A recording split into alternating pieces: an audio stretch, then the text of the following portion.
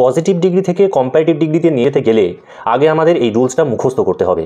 উত্তরটা করে নেওয়া যাক। তাহলে প্রথমে কি বসবে? অবজেক্ট। তাহলে অবজেক্টে কি আছে? স্যাম। তাহলে এখানে বসাবো স্যাম। এরপর কি বসবে? ভার্ব। এখানে ভার্ব আছে ইজ, তাহলে এখানে বসাবো ইজ।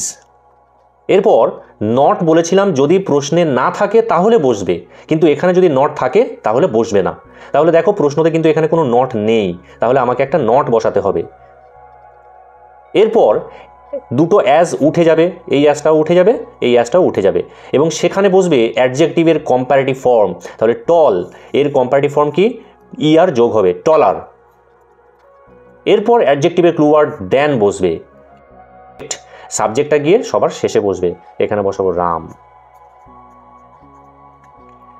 চলে এসো রুল নাম্বার 2তে, যেখানে কম্পারেটিভ ডিগ্রি থাকবে আমাকে পজিটিভে করতে হবে। প্রথমে কি বসবে? এখানেও অবজেক্টটা প্রথমে এসে বসাবো, তারপরে একটি ভার্ব, নট অপশনাল, দুটো অ্যাজের মাঝখানে অ্যাডজেক্টিভের পজিটিভ ফর্ম এবং লাস্টে সাবজেক্ট।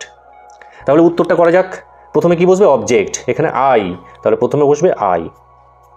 এরপর ভার্ব, ভার্ব ছিল আই, আর, কিন্তু আই এর পরে তো আর বসবে না, তাহলে এখানে হবে অ্যাম। এরপরে বলেছিল নট অপশনাল, যদি থাকে তাহলে বসবে না, না থাকলে বসবে, কিন্তু এখানে দেখো নট আছে, তাহলে উত্তরে আমি এখানে কোনো নট বসাবো না। ঠিক আছে, এরপর অ্যাজ বসাবো। এরপর অ্যাডজেক্টিভের পজিটিভ ফর্ম ব্রেভার, এর পজিটিভ ব্রেভ। এরপর আবার একটি অ্যাজ বসাবো এবং সবার শেষে সাবজেক্ট ইউ। নিয়ম দুটি মুখস্থ করে নাও, তাহলে কখনোই তোমাদের ডিগ্রি আটকাবে না।